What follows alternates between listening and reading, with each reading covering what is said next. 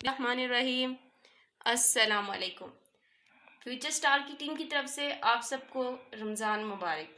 आज हमारा जो टॉपिक ऑफ डिस्कशन है उसका नेम है गोल्जी अपरेटस। गोल्जी अपरेटस आज जो हम ऑर्गेनली डिस्कस कर रहे हैं वो है Golgi apparatus. Golgi apparatus cell में क्यों प्रेजेंट है, इसका फंक्शन क्या है, इसकी ऑकरेंस, प्रेजेंस, सब कुछ हम देखेंगे और इसको किसने आइडेंटिफाई किया वो भी देखेंगे। अगर इसके इंट्रोडक्शन की या हिस्ट्री की बात की जाए तो एक इटालियन फिजिशियन थे जिनका नेम है कैमिलो गोल्जी। उन्होंने इसको डिस्कवर किया था गोल्जी अपरेटस को, और इसी की बिना पे, अपने नाम की बिना पे ही गोल्जी अपरेटस का नाम रखा गया था। फिजिशियन क्या होते हैं, कौन होते हैं? फिजिशियन तबीब होते हैं, डॉक्टर्स जो है उनको फिजिशियन कहा जाता है। अब 1897 में इन्होंने आइडेंटिफाई किया था गोल्जी अपरेटस को, और 1898 में नेम दिया गया था, कैमिलो गोल्जी ने नेम दिया था इस ऑर्गेनली को गोल्जी अपरेटस का। अब अगर इसकी स्ट्रक्चर की बात की जाए तो इसका स्ट्रक्चर किस तरह का है? गोल्जी अपरेटस जो है वो फ्लैटेंड सेक्स होते हैं।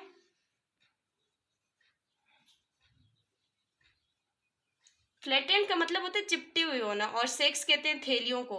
ये किस तरह की थैलियां होती हैं? चिपटी हुई थैलियां होती हैं फ्लैटेंड सेक। अगर मैं डायग्राम के थ्रू समझाऊं तो ये एक हमारे पास सेक है, जिसको एक सेक को हम कहेंगे सिस्टर्नी। एक सेक को हम क्या कहेंगे? सिस्टर्नी। और अगर हमारे पास इस बंडल ऑफ सेक्स हो तो उसको हम कहेंगे गोल्जी अपरेटस। एक सेक को हम कहेंगे सिस्टर्नी और बंडल ऑफ सेक्स को कहेंगे हम गोल्जी अपरेटस। हमने क्या कहा कि जो कंप्लीट सेट होगा सिस्टर्नी का उसको हम कहेंगे Golgi apparatus. The complete set of cisternae, complete set of cisternae is called Golgi apparatus. अब इसके लिए एक और वर्ड भी यूज होता है, गोल्जी कॉम्प्लेक्स। क्या? Golgi complex. अब गोल्जी कॉम्प्लेक्स या इसमें कोई डिफरेंस है या नहीं वो देख लेते हैं। जब हमारे पास ये इस फॉर्म में सेक्स सिस्टर्निया के सेक्स होंगे तो वो गोल्जी अपरेटस होंगे, और अगर इनके एंड पे विजिकल प्रेजेंट होंगे, विजिकल्स, तो इन विजिकल्स को कहा, जब ये सिस्टर्निया और प्लस विजिकल होंगे, यानी अगर हम यहाँ पे मैं आपको समझाऊं तो ये देखें, सिस्टर्निया प्लस विजिकल को हम कहते हैं गोल्जी कॉम्प्लेक्स। विदाउट विजिकल ये हमारे पास सेट ऑफ जो सिस्टर्निया गोल्जी अपरेटस होंगे। जब इनके एंड पे विजिकल प्रेजेंट होंगे तो सिस्टर्निया प्लस विजिकल को हम गोल्जी कॉम्प्लेक्स कहेंगे। अब इसकी प्रेजेंस की अगर बात करें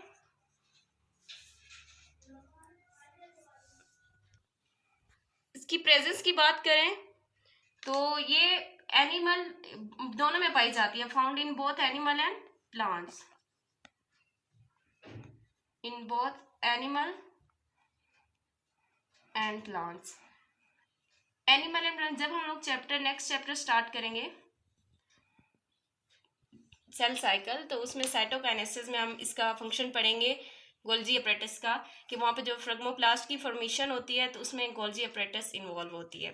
चैप्टर 5 में सेल साइकिल में जाके हम पढ़ेंगे। स्टार्ट। अब हम इसकी फंक्शन देख लेते हैं, इसका फंक्शन क्या है।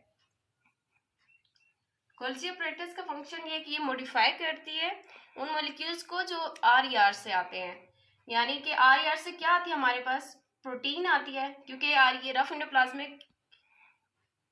एंडोप्लाज्मिक रेटिकुलम की सरफेस के ऊपर राइबोसोम प्रेजेंट होते हैं, तो वो प्रोटीन की फॉर्मेशन करते हैं, तो प्रोटीन रफ एंडोप्लाज्मिक रेटिकुलम से आती है, और वो प्रोटीन इस फॉर्म में आती है तो उसको उसके इर्द गिर्द जब मेम्ब्रेन बनाई जाती है जो मेम्ब्रेन फॉर्म की जाती है, जब वो मेम्ब्रेन बन जाती है तो वो स्ट्रक्चर हमें मिलता है, उस स्ट्रक्चर को हम वेजिकल कहते हैं। तो वो गोल्जी से आता है तो इसलिए हम उसको गोल्जी वेजिकल कहते हैं। डायग्राम के थ्रू देख लेते हैं कि ये हमारे पास गोल्जी अपरेटस है।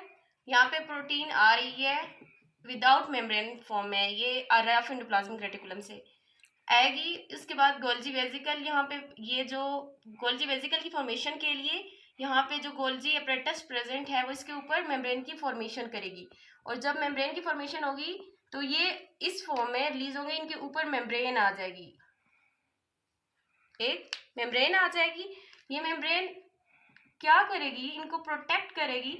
जब देखें आप प्रोटीन को भेजा जाता है कभी सेल के अंदर कभी सेल के बाहर काम के लिए, तो वहाँ पे कुछ ऐसे चीज़ें भी प्रेजेंट होती हैं जो इसको नुकसान पहुंचा सकती हैं, हार्मफुल होती है इनके लिए, प्रोटीन के लिए। तो इसको कवर किया जाता है मेम्ब्रेन के through, with the help of membrane इसको कवर किया जाता है और गोल्जी अपरेटस करती है, और इस फॉर्मेशन को हम कहते हैं वेजिकल। क्या कहते हैं? वेजिकल। और इसका कंप्लीट नेम है गोल्जी वेजिकल। अब इसमें क्या हुआ, it modified molecules, it modifies molecules coming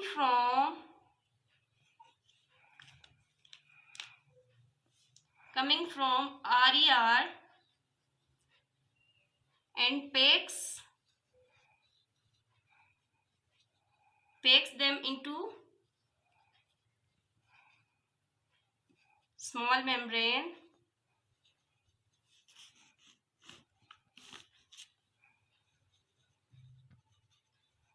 membrane and bound sacs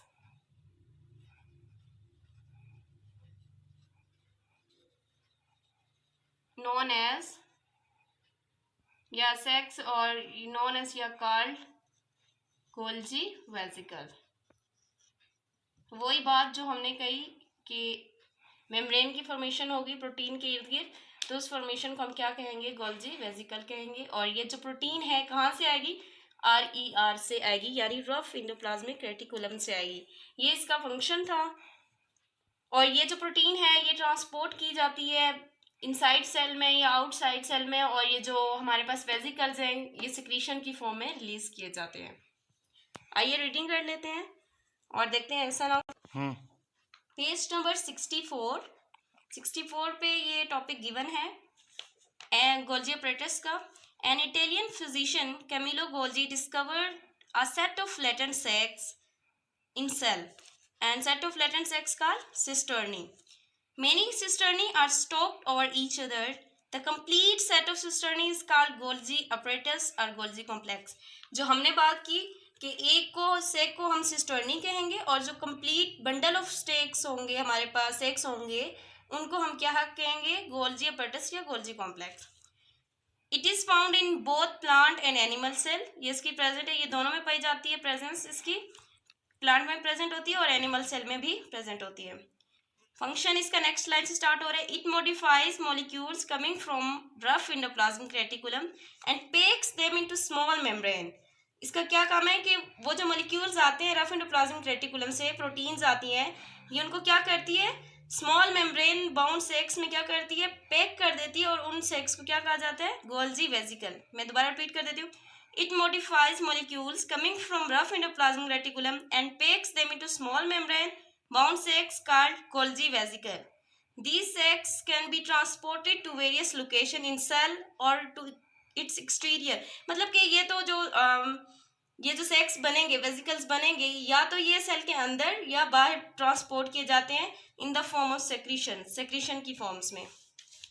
इसकी रीडिंग आइए अब हम देख लेते हैं, अगर बोर्ड में क्वेश्चन है तो हम किस तरह अटेम्प्ट करेंगे। अगर गोल्जी अपरेटस के बारे में पूछा जाए बोर्ड में, तो सबसे पहले हम इसके इंट्रोडक्शन लिखेंगे, जो इंट्रोडक्शन हमने डिटेल में डिस्कस किया कि इसको किसने आइडेंटिफाई किया, कब किया गया वो। फिर इसके हम स्ट्रक्चर की बात करेंगे।